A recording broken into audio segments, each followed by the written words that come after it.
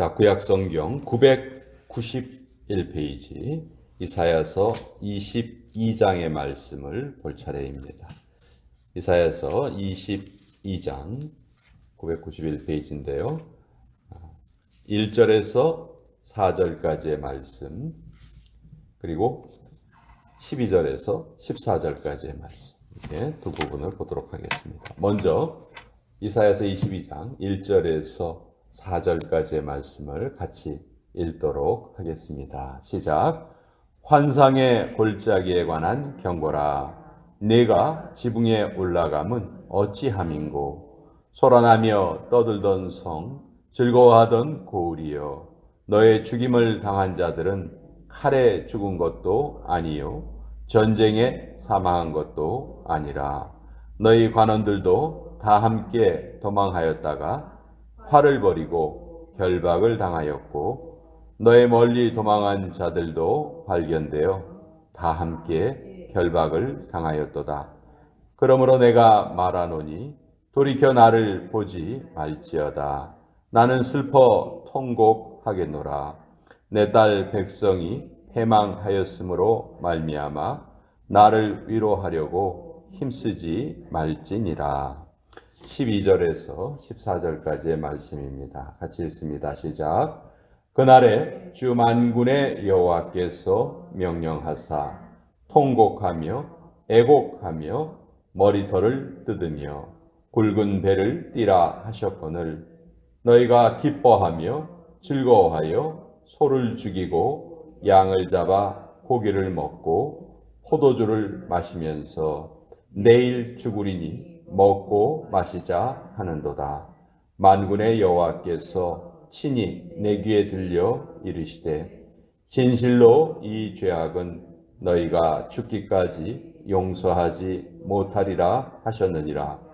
주 만군의 여호와의 말씀이니라. 하나님의 말씀입니다. 아멘. 자, 이사야서 참 분량이 깁니다.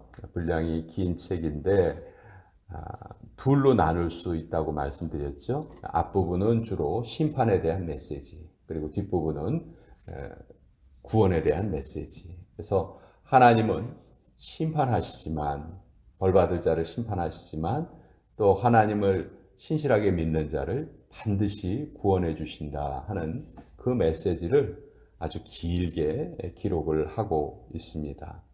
자, 오늘 이 22장의 내용도요, 이사야 선지자가 이미 남유다의 멸망까지를 내다보면서 그 멸망에 대한 예언을 하고 있어요. 앞으로 100년이 훨씬 지난 후에 일어날 일을 이사야는 환상을 보면서 예언을 하고 있습니다. 다윗과 솔로몬의 시대는 이스라엘 왕국의 전성기라고 할 수 있죠. 근데 솔로몬이 죽고 나서 나라가 둘로 나누어지고 또 그때서부터 한 나라가 둘로 나누어졌으니까 당연히 국력이 반으로 줄었겠죠. 게다가 그때 아수르 제국이 등장하기 시작합니다. 나라가 반으로 나누어져서 약해져 있는 때 아수르라는 거대한 세력이 이제 그 중동 지역 전체를 정복을 하게 돼요. 그래서 결국 아수르에 의해서 북왕국 이스라엘은 멸망을 당하고요. 그때 이사야는 남왕국의 히스기야 왕 시절에 하나님의 말씀을 전하던 예언자였습니다. 그 이사야가 이제 남왕국도 결국은 아수르에 의해서 어려움을 당하게 될 것이다. 그때 하나님께서 우리 남왕국에게 원하시는 뜻이 있다 하는 것을 오늘 알려주시는 거예요. 하나님이 알려주시는 뜻은요, 먼저 12절부터 14절까지 보면 너무 명확하게 기록이 되어 있습니다. 왜 이런 어려움이 닥쳤는가? 그날에 주 만군의 여호와께서 명령하사 통곡하며 애곡하며 머리털을 뜯으며 굵은 배를 띠라 하셨거늘. 자, 모든 구약의 이스라엘 백성들에게 다가오는 어려움은 일차적으로 이스라엘 백성들 자체의 그 원인이 있습니다. 하나님을 섬기도록 선택받은 백성들이 하나님을 제대로 섬기지 않고 우상을 따라가고 이 세상 사람들이 원하는 것을 쫓아갔기 때문에 그것이 가장 큰 잘못이다 하는 것을 지금 말씀하고 계시죠. 그런 어려움이 왔을 때 너희가 제일 먼저 해야 할 일은 회개하는 것이다. 그것을 하나님께서 알려주고 계세요. 그런데 오히려 13절에 보면 정반대의 현상이 벌어지고 있습니다. 너희가 기뻐하며 즐거워하여 소를 죽이고 양을 잡아 고기를 먹고 포도주를 마시면서 내일 죽으리니 먹고 마시자 하는도다. 완전히 자기 인생을 자포자기한 것이죠. 내일이면 죽을 건데 제대로 살아서 뭐해? 그냥 나 하고 싶은 대로 그냥 맘대로 살 거야. 인생을 이렇게 사는 사람들이 있어요. 그런데 하나님께서 이들에게 어떻게 말씀하시냐면 만군의 여호와께서 친히 내게 들려 이르시되 14절에 이렇게 되어 있죠. 진실로 이 죄악은 너희가 죽기까지 용서하지 못하리라 하셨느니라. 하나님께서는 이런 태도를 결코 용납하시지 않으시겠다는 것이죠. 여러분,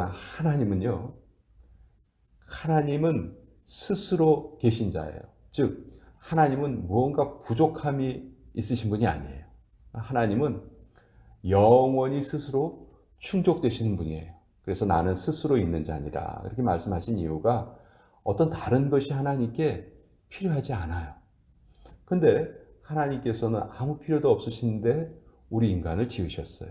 게다가 그 인간이 하나님을 기쁘시게 하는 존재라기보다는 끊임없이 하나님께 어떻게 보면 아픔을 드리는 존재였어요.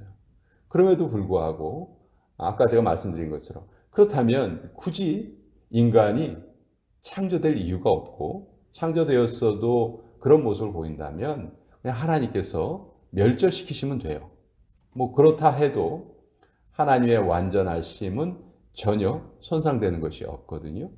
근데 그럼에도 불구하고 하나님께서 끊임없이 인간에 대해서 관심을 가지고 계십니다. 정말 불완전하기 이를 데 없는 나에게 하나님께서 끊임없이 사랑을 베푸시고 또 오늘도 우리의 삶을 지켜보고 계세요.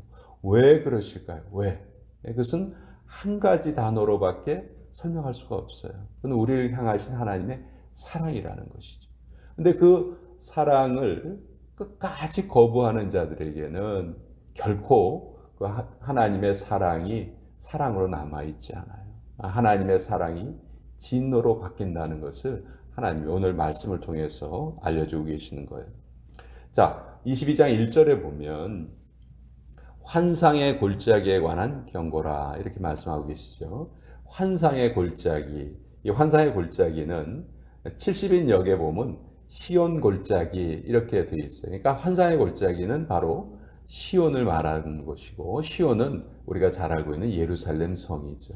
자, 이 환상의 골짜기란 말은 어떻게 보면 반어법이에요.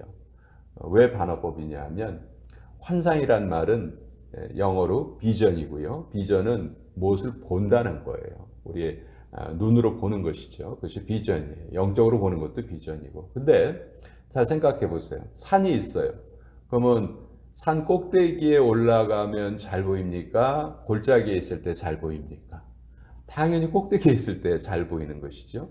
그러니까 이 환상의 골짜기란 말은 말 자체가 어떻게 보면 성립이 안 되는 말이에요.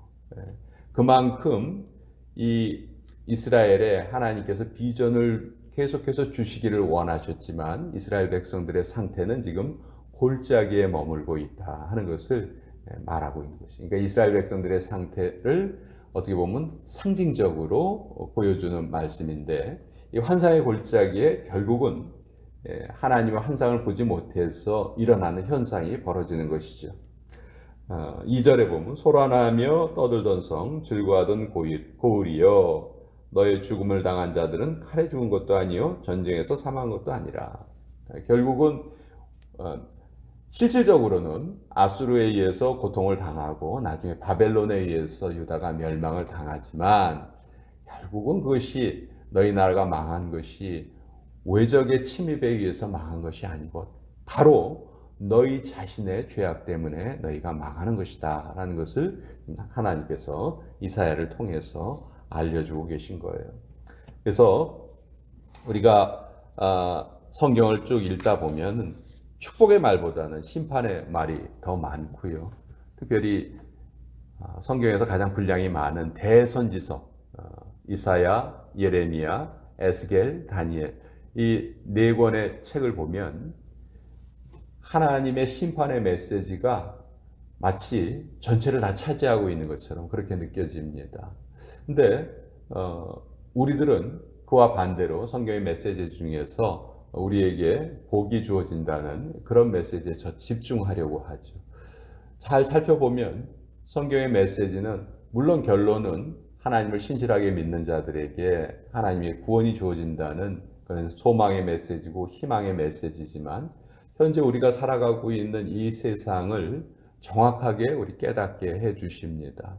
우리가 살아가는 이 세상은 결코 하나님을 믿는 믿음의 우호적인 세상을 우리가 살아가고 있지 않아요. 그것이 우리가 꼭 깨달아야 될 사항입니다. 오늘도 우리가 하나님의 마음을 가지고 그 신앙을 가지고 이 세상에 나가서 살 때 모든 사람들이 우리를 환영해 줄 것이고 모든 사람이 우리의 의견에 동조해 줄 것이다. 그것은 정말 말도 안 되는 소리예요. 우리가 선한 뜻을 가지고 있으면 있을수록 오히려 우리에 대한 공격은 더 심해지고 우리의 어려움은 더 심해질 수가 있습니다. 성경은 분명히 그것을 말씀하고 있어요. 우리 믿는 자들에게도 환난이 있고 고통이 있고 어려움이 있다는 것이죠. 그럼에도 불구하고 우리가 이 땅을 신실하게 살아야 되는 이유는 아까 말씀드린 것처럼 하나님이 우리를 창조하시고 우리에게 끊임없이 사랑을 베풀고 계시기 때문에 만약 우리가 잘못된다면 정말 하나님께는 아무런 소망이 없으신 거죠. 하나님은 불신자들이 자기 멋대로 살아가는 것 당연하게 여기십니다. 하나님을 알지 못하는 자들이기 때문에 영이 죽어 있는 거죠. 영이 죽어 있다는 것은 이런 거예요. 우리가 공동묘지에 가서 그 묘지에 묻힌 사람의 이름을 아무리 불러도 전혀 변화가 없죠.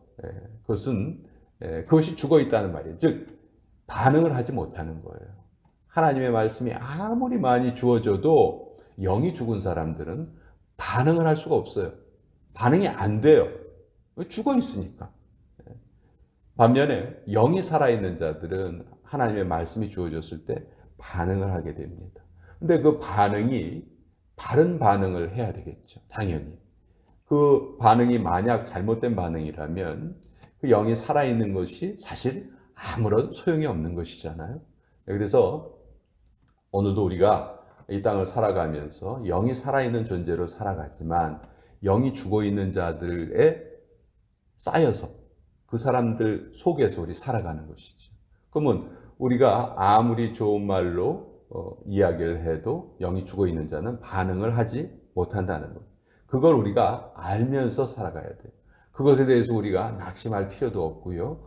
그것에 대해서 우리가 힘들어할 이유도 없습니다. 단지 우리 하나라도, 나 한 사람이라도 살아있는 영을 가지고 하나님의 말씀에 올바로 반응하면서 살아가야 되겠다. 주변의 환경을 탓하지 말고 내 주변에 있는 사람을 탓하지 말고 어떤 사건을 탓하지 말고 사실 그런 것들은 성경은 계속해서 말합니다. 허상이다. 아침 안개와 같은 것이다. 금방 바뀌고 지나가는 것이다. 영원히 남아있는 것은 하나님의 말씀이고요. 그 하나님의 말씀에 반응하는 우리의 모습이 하나님께는 가장 소중한 것이다. 그 한 사람의 올바른 반응이 있다면 하나님은 그 나머지 모든 사람의 불순종보다도 그 한 사람의 순종을 더 기뻐하실 것입니다. 그것이 이 땅에 우리 하나님의 백성들이 계속 살아있는 이유고 또 하나님의 역사가 계속 이루어지는 이유입니다. 성경에 나오는 심판의 메시지를 읽을 때마다 마음이 참 무거워요. 왜 똑같은 죄악이 계속 반복되고 있는가? 그것은 우리가 계속해서 그 원인을, 그 이유를 타인에게서 찾는다는 말이죠. 그럴 필요가 없습니다. 이런 심판의 말씀이 주어졌다 할지라도 나 하나가 제대로 오늘을 잘 살아낸다면 그것을 하나님은 기뻐하실 것이다. 그 마음을 가지고 우리가 오늘을 살아가는 것입니다. 자, 이사야서 같이 한번 살펴보았습니다.